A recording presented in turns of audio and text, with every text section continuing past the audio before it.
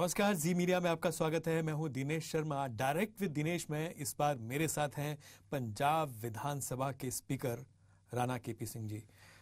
Sir, आपका बहुत बहुत स्वागत है जी मीडिया में डायरेक्ट विद दिनेश में। थैंक यू सर, गांव के सरपंच से लेकर स्पीकर तक का सफर कैसे देखते हैं राणा केपी सिंह? एक संघर्ष का सफर है, लोक सेवा का सफर है और तनदेही से काम करने का सफर है जी।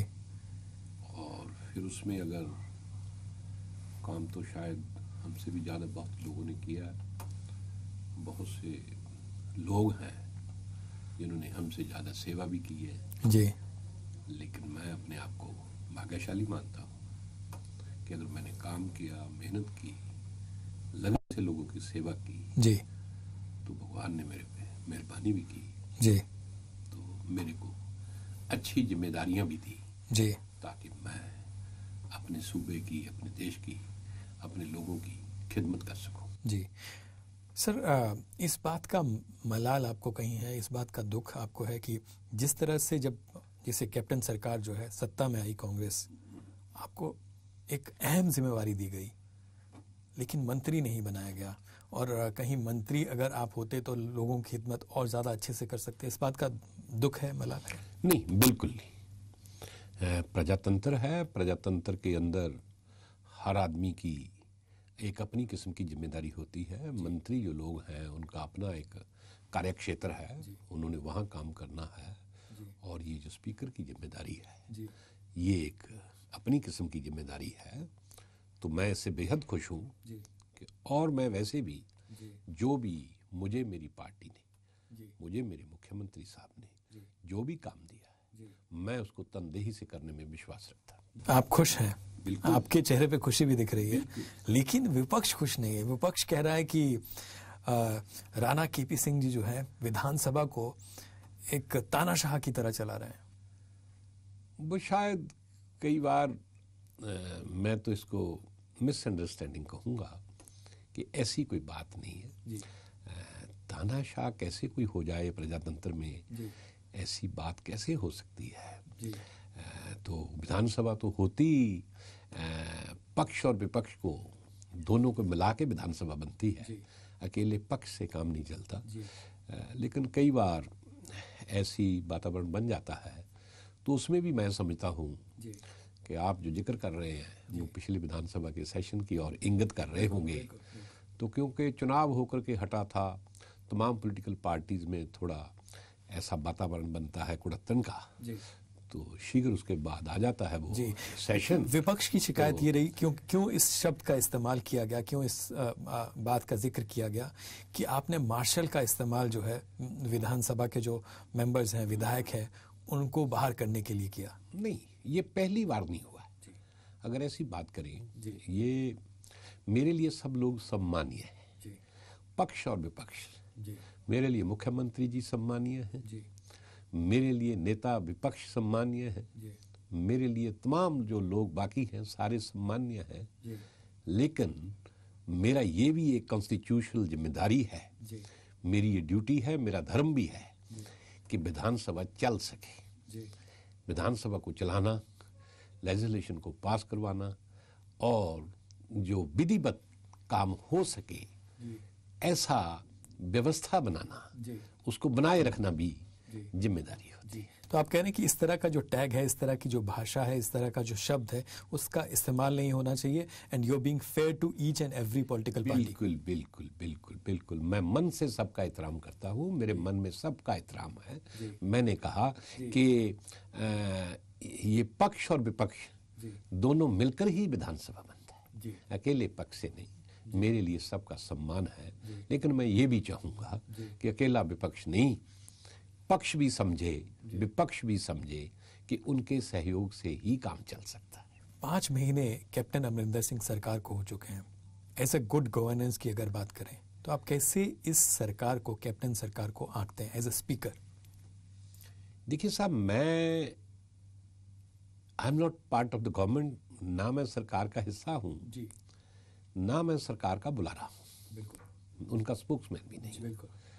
लेकिन एक बात कह सकता हूं कि जिन परिस्थितियों में से पंजाब गुजर रहा है, जी, तमाम किस्म की मुश्किलें, जी, कब पैदा हुई, कैसे पैदा हुई, क्यों पैदा हुई, जी, किसने पैदा की, जी, इन चीज़ों में जाने की बजाय जी, बिना जरूरत के नुक्ताचीनी किए के बिना, जी, आरोप ये लगता है पिछली अकाली बीजेपी सरकार पर आरोप लगता है कि ये जो परिस्थितियां मैं अपनी बात कंप्लीट करता हूँ। मैं उन चीज़ों में नहीं जाना चाहता, लेकिन मैं ये बात जरूर कहूँगा कि ऐसे मुश्किल हालात में 4 महीने का 5 महीने का टाइम कोई ज़्यादा टाइम नहीं है। जी, चीज़ों को संभालने में, चीज़ों को समझने में, चीज़ों को देखने में, स्टेट क्राफ्ट की तमाम जो बंदोबस्त है उस पर अच्छा कंट्रोल हो सके, उसमें आप 4-5 महीने में अगर कोई फैसला देते हैं, किसी किस्म की जजमेंट देते हैं, अपना ओपिनियन देते हैं, तो मैं समझता वो फेयर नहीं होगा। आप कह रहे हैं कि 5 महीना जो है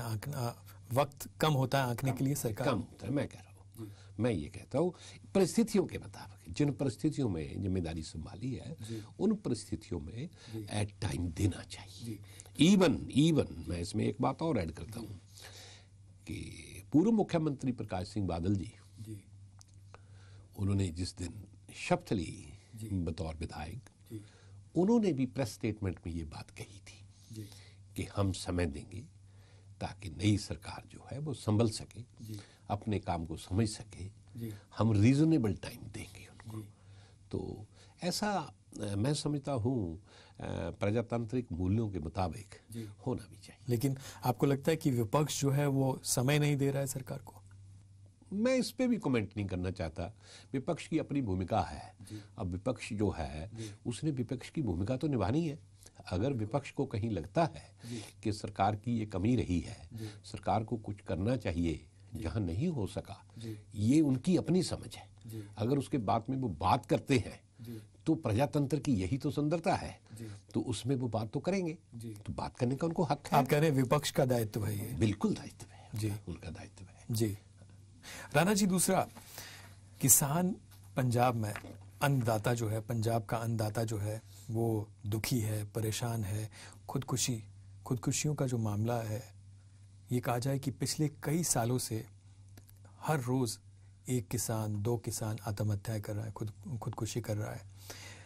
और इस पे सरकार की तरफ से, विपक्ष की तरफ से या राजनीतिक तरफ से कहीं एक सीरियसनेस जो है वो नहीं दिखाई दे रही। कैसे ये जो खुदकुशियों का सिलसिला है, पंजाब के अन्नदाता जो मर रहा है, उसको कैसे रोका जा सकता है? देखिए साहब, पंजाब के जो अन्नदाता की कहानी है, ये संघर्ष की कहानी है, ये शिद्दत की कहानी है।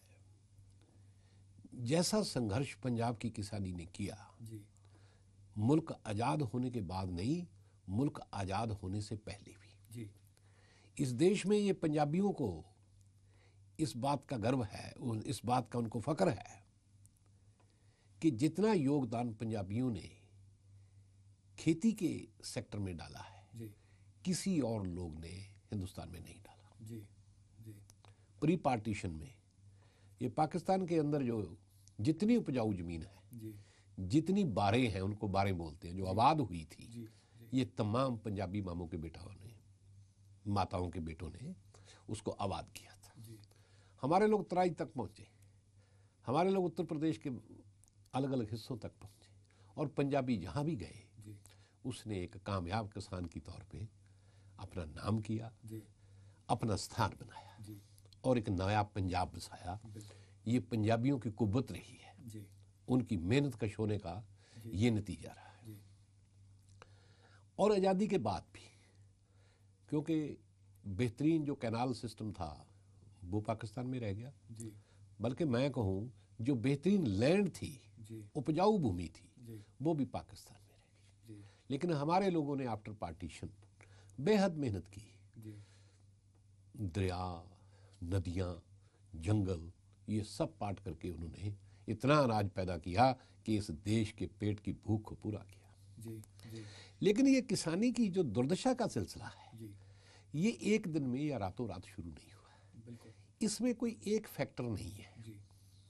जैसा आपने कहा कि सीरियसनेस नहीं लगती, मैं ये बात इसलिए भी नहीं लगती क्योंकि देखिए सरकार की तरफ से, अगर अभी जो हाल ही में बात किया, जैसे कर्ज माफी की बात है, सरकार कह रही है जी। एक तो मैं ये बात कहना चाहता हूं कि मेरा ये मानना है कि किसानी की जो हालत है ये केवल कर्ज माफ से ठीक नहीं होगी। क्या रास्ता है, क्या सोल्यूशन है? मैं उसमें आता हूं। किसानी का कर्ज माफ भी होना चाहिए, उसके अलावा भी कुछ जरूरी कदम हैं, अगर वो उठाए जाते हैं तब किसानी की जो हालत है वो ठीक होगी। मार्केटिंग का बहुत बड़ा सिलसिला है। किसान फसल बोता है, बहुत सारा उसमें इनपुट लगाता है, बहुत सारा खर्च उस पर करता है, लेकिन जब समय आता है तो कई बार किसान को अपनी फसल सड़कों पे गिरानी पड़ती है। किसान को पास से पैसे दे करके उस फसल को डिस्ट्रॉय करना पड़ता है। किसान को मंडी में उसका वाजिब भाव तो क्या मिलना, उसका कई बार कोई खरीदार नहीं मिलता। इसकी जिम्मेदारी सरकारों को करनी होती है। ये काम सारा एक स्टेट गवर्नमेंट नहीं कर सकती, ये नेशनल इशू है, ये राष्ट्रीय स्तर पर, ये अकेले पंजाब की बात नहीं है, ये देश की ऐसी व्यवस्था हो चुकी है। तो इस पे विचार करना होगा कि गवर्नमेंट ऑफ इंडिया करे और उसमें जो योगदान स्टेट गवर्नमेंट का है वो स्टेट गवर्नमेंट भी डाले ताकि मार्केटिंग की सही व्यवस्था हो। एक बात। दूसरी बात, ग्रीन रेवोल्यूशन के बाद, ग्रीन रेवोल्यूशन के पहले सादा खेती थी। हमारे पास पानी का बंदोबस्त नहीं था, हमारे पास फर्टिलाइजर का बंदोबस्त नहीं था, हमारे पास पेस्टिसाइड का बंदोबस्त नहीं था, ये तमाम किस्म की चीजें नहीं थी, तो इनपुट का जो खर्चा था वो बहुत कम था। लेकिन अब इनपुट का खर्चा, इंटेंसिव जो एग्रीकल्चर का सिलसिला शुरू हुआ, उससे इनपुट जो है उस पे एक्सपेंसेस, खर्चा बहुत ज्यादा बढ़ गया। जिस हिसाब से किसानी पे खर्चा बढ़ा है उस हिसाब से किसान की जो फसल है उसके मूल्य में बढ़ोतरी नहीं हुई। मेरा ये मानना है कि किसान की फसल की जो कीमत है उसको इस चीज से जोड़ करके देखा जाए कि उस पे उसका खर्च कितना हुआ। इस चीज पे भी काम करने की जरूरत है। इस किस्म के तमाम मसले हैं जिन चीजों पे गौर करने की जरूरत है। और इसमें एक ये भी हो गया कि होल्डिंग स्मॉल हो गई, जमीन कम हो गई, जमीन बंट गई, आबादी बढ़ गई। उसके बाद अब आपके पास 50 एकड़ में आप खेती कर रहे हैं, मैं 5 एकड़ में खेती कर रहा हूं। जितना साजो सामान आपके पास 50 एकड़ के लिए है, आपने भी ट्रैक्टर रखा है, आपके पास भी तमाम बाकी इम्प्लीमेंट्स हैं, मैंने भी वैसे इम्प्लीमेंट्स और वैसे ही तमाम जो फार्म मशीनरी है मैंने भी ले ली। उन चीज़ों पे भी नज़र रखने की जरूरत है कि खेती को वायबल कैसा बनाया जाए। इस पे गवर्नमेंट को सोचना होगा, पंजाब सरकार को सोचना होगा, भारत सरकार को सोचना होगा कि ये जो नई एक समस्या स्मॉल होल्डिंग की वजह से, छोटी खेती से पैदा हुई है, इस पे सरकार क्या कर सकती है। जो इस पे करने की जरूरत है, माहिरों की राय से इस पे भी काम करने की जरूरत है। आपको लगता है कि केंद्र सरकार को इसमें इनिशिएटिव लेने की जरूरत है? एक पहले थोड़ी सी बात जी, आपने सीरियसनेस की बात की थी कि शायद इसमें सीरियसनेस, मैं इसमें ये ऐड करना चाहता हूं कि मैं ये तो नहीं मानता कि सीरियस नहीं है। मैं समझता हूं कि तमाम पंजाबी, रीजनेबल पंजाबी, चाहे उसकी पार्टी कांग्रेस है, चाहे उसकी पार्टी अकाली दल है, चाहे उसका आम आदमी पार्टी से, चाहे उसका कम्युनिस्ट पार्टी से, चाहे उसका बीजेपी से, किसी भी पार्टी से किसी का भी कोई ताल्लुक है, हर आदमी के दिल में इस बात का मलाल है कि इस समस्या का हल होना चाहिए। लेकिन मैं इसमें ये ऐड करना चाहता हूं कि अब इससे केवल हमदर्दी से काम नहीं चलेगा। अब एक कदम आगे चल करके सरकार को अपना काम करना है। जो सरकार कर सकती है वो सरकार करे, और बाकी लोग भी जो हैं उनका भी किसी न किसी रूप में योगदान होना चाहिए। वो इस समस्या को हल करने में क्या योगदान डालते हैं, अब योगदान डालने का समय आ गया, अब उसमें एक्टिवली इन्वॉल्व होने का समय आ गया। किसान यूनियंस हैं, तमाम किस्म की जो ऑर्गेनाइजेशंस हैं, सबको इस बात पे विचार करना होगा कि इस बीमारी के लिए हम क्या अपना योगदान डाल सकते हैं। केवल हमदर्दी से काम जी। लेकिन लोग, जनता, पंजाब की जनता, अन्नदाता ये महसूस कर रहा है कि जितना सीरियसनेस होनी चाहिए थी, जितना संवेदनशील होना चाहिए था, वो संवेदनशील ना होकर संवेदनहीनता कहीं दिखती है, कहीं सीरियसनेस नहीं दिखती। लोग चाहते हैं कि ना सिर्फ राजनीतिक दल बल्कि सभी ऑर्गेनाइजेशन भी इसमें इनिशिएटिव लें, सियासत ना हो सिर्फ इसके ऊपर, सिर्फ सियासत हो रही है। मैंने भी वही बात आपकी कही है, मेरे शब्द कुछ और थे। मैं भी यही कहना चाहता हूँ एक छोटी सी मिसाल दूं आपको। जी। भगवान राम जी ने श्रीलंका को जाना था, तो समुद्र पे पुल डलना था, तमाम लोग बड़े बड़े योगदान डाल रहे थे, तो एक गिलहरी भी छोटी सी पेबल, जिसको गीटी कहते हैं पंजाबी में, वो भी लेके आई। वो कहते साहब आपकी ये गीटी क्या करेगी इतने बड़े पुल में? वो कहती साहब मैं जानती हूं कि मेरी इस गीटी से पुल में कोई मदद नहीं मिलेगी, लेकिन मैं उन लोगों में अपने आप को शामिल करना चाहती हूं जो आज इस पुल बनाने में शामिल है। मेरा ये कहना है योगदान किसी का कम हो, योगदान किसी का ज्यादा हो, आज हर आदमी को इसमें योगदान डालना चाहिए, चाहे वो इस तरफ खड़ा है चाहे वो इस तरफ खड़ा है। किसानों की जो जथेबंदियां हैं वो लोग हैं, बुद्धिजीवी हैं, तमाम किस्म के आर्टिकल हम रोज पढ़ते हैं। बहुत से लोग हैं जो फिक्रमंद हैं, जो अपने फिक्र का इजहार करते हैं, लेकिन अब केवल इजहार करने की बात नहीं है, इस पे प्रैक्टिकल कुछ ना कुछ ग्राउंड पे, जमीन पे होना चाहिए, कुछ होना चाहिए। क्या आपको लगता है कि केंद्र सरकार का ज्यादा दायित्व इसमें बनता है, ज्यादा जिम्मेवारी बनती है? नहीं, मैं ज्यादा नहीं कहता, लेकिन केंद्र सरकार की भी बहुत बड़ी जिम्मेदारी है। केंद्र सरकार और राज्य सरकार मिलकर ही इन चीजों को हल कर सकती है। राज्य सरकारों के पास इतने साधन नहीं होते, बहुत सी चीजें हैं। आखिर हम अनाज पैदा करके देते हैं, जाता कहाँ है? हम इंटरनेशनल बॉर्डर के पास है। अगर टेररिज्म के दौरान हमारा जो आर्थिकता है पंजाब का गड़बड़ाया है, हम पर कर्ज चढ़ा है, तो किस लिए? वो इसलिए कि हमने हिंदुस्तान की एकता और अखंडता की लड़ाई लड़ी है, हमने पाकिस्तान के साथ प्रॉक्सी वार जो है उसको झेला है, इतना बड़ा कर्ज हमारे ऊपर चढ़ गया। तो मैं तो इस बात को भी कहता हूं कि हिंदुस्तान की सरकार को हमारी मदद करनी चाहिए। अगर हम अनाज पैदा करते हैं, वो कहाँ जाता है? वो असम तक जाता है, वो कलकत्ता जाता है, वो दूर महाराष्ट्र से आगे जाके साउथ में जाता है, कन्याकुमारी तक हमारा पैदा किया हुआ अनाज जाता है, विदेशों में जाता है। तो आज अगर हम पे मुसीबत आन पड़ी है, हम पे ये भीड़ है, तो इसका जो हल है उसमें मदद करने के लिए केंद्र सरकार को जरूर है। राणा जी, क्या इसको राष्ट्रीय आपदा घोषित कर देना चाहिए, जिस तरह से ये आत्महत्याएं हो रही हैं, खुदकुशी? बिल्कुल बिल्कुल, इसमें कोई दो राय नहीं है। ये राष्ट्रीय आपदा है। देश का अन्नदाता आज विपत्ति में है, देश का अन्नदाता मरने को मजबूर है, देश का अन्नदाता ऐसे हालात से गुजर रहा है। इसमें कोई दूसरी बात नहीं है कि अगर राष्ट्रीय स्तर पर इसको एक आपदा घोषित करके इनकी मदद जो की जाए, वो सरकार को करनी चाहिए। जी राणा, दूसरा ये सवाल विपक्ष की तरफ से जो राजनीतिक पार्टियां हैं वो उठा रही है कि पंजाब विधानसभा का विशेष सत्र बुलाया जाना चाहिए इसके सोल्यूशन के लिए, ताकि एक रास्ता निकल सके। आपने भी रोड मैप सोचा है, क्या आपको लगता है आप सरकार से बात करेंगे कि विशेष सत्र बुलाया जाए, 2 हो 3 हो या 4 दिन का हो, लेकिन एक रोड मैप जो है इसमें से निकल कर आए? ताकि ये बात पिछले दिनों अखबारों में मैंने पढ़ी थी कि कुछ जो है माननीय हमारे नेता है, उन्होंने कहा था कि नेता विपक्ष की तरफ से, नेता विपक्ष ने बोला था, कुछ और लोगों ने भी शायद बोला था कि इस पे विशेष सत्र होना चाहिए।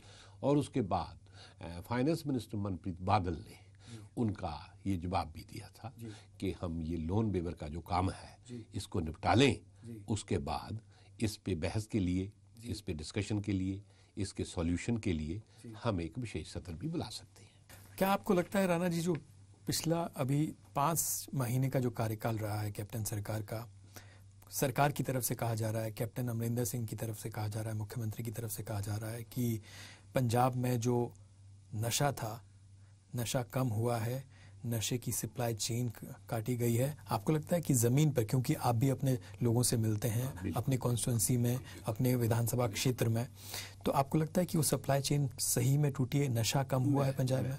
मैं इसमें बताऊं जी कि ये बात बिल्कुल हकीकत है कि पिछले 5-4 महीने में नशों की सप्लाई में कमी आई है।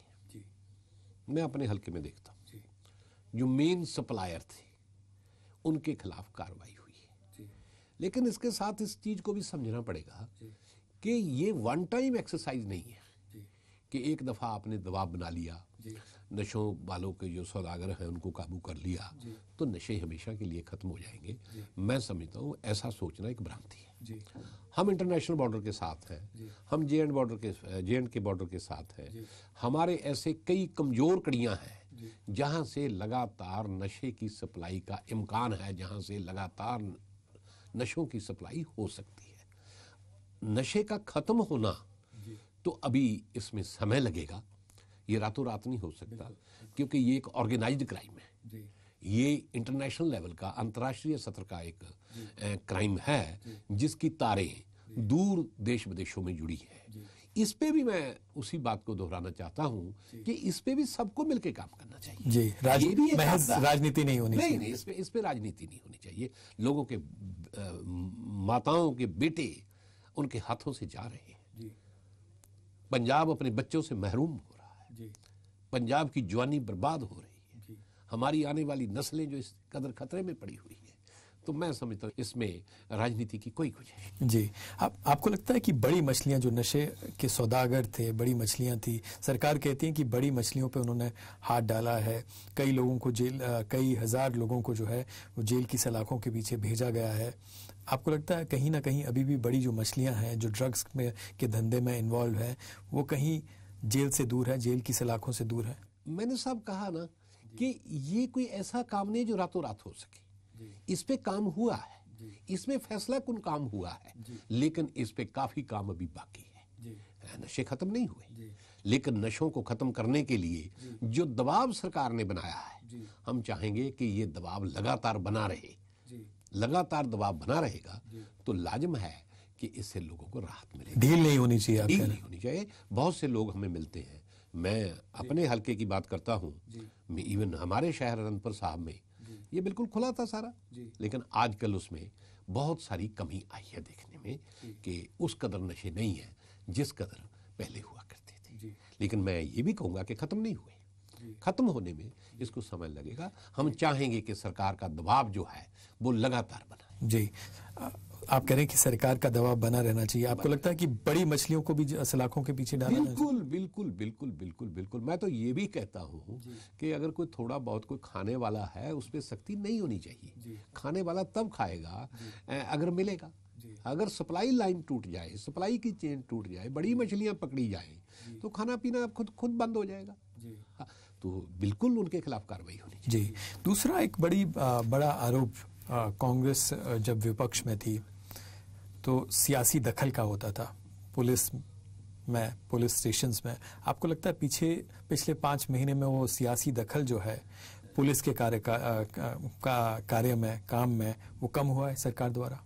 देखो साहब, मैंने पहले भी आपको अर्ज किया कि ना मैं सरकार का हिस्सा हूँ, ना मैं सरकार का स्पोक्समैन हूँ, लेकिन एक बात मैं जरूर कह सकता हूँ कि कैप्टन अमरिंदर सिंह जी ने जो भी जिम्मेदारियां आला अफसरान को दी है, वो इंटेग्रिटी वाले लोगों को उन्होंने जिम्मेदारी दी है, जो आजमाए हुए लोग हैं, जिनका ट्रैक रिकॉर्ड बेहतरीन रहा है, स्टेट के इंटरेस्ट में रहा है।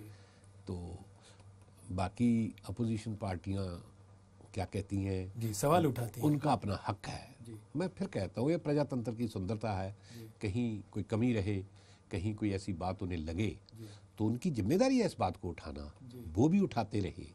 लेकिन मैं व्यक्तिगत तौर पर ये कह सकता हूँ कि जो अफसरान कैप्टन अमरिंदर सिंह ने जिन लोगों को जिम्मेदारियाँ दी हैं, बड़ी जिम्मेदारी दी है स्टेट में, तो वो लोग हैं जिनकी इंटेग्रिटी पे, जिनका प्रोफेशनलिज्म पे कोई, मैं नहीं समझता किंतु परंतु की कोई गुंजाइश हो। तो बाकी एडमिनिस्ट्रेशन है, व्यापक स्तर पर है, बहुत से लोग उसमें शामिल होते हैं, कहीं ना कहीं चूक भी होती है, कहीं ना कहीं गलतियां भी हो जाती हैं। अगर होती हैं, कहीं चूक हुई, कहीं कोई गलती हुई, तो विपक्ष ने उसको उठाना होता है, ये उनकी जिम्मेदारी। जी स्पीकर साहब, यहाँ हमको लेना होगा एक छोटा सा ब्रेक के बाद हम जल्द हाजिर होते हैं। आप देखते रहिए डायरेक्ट विद दिनेश।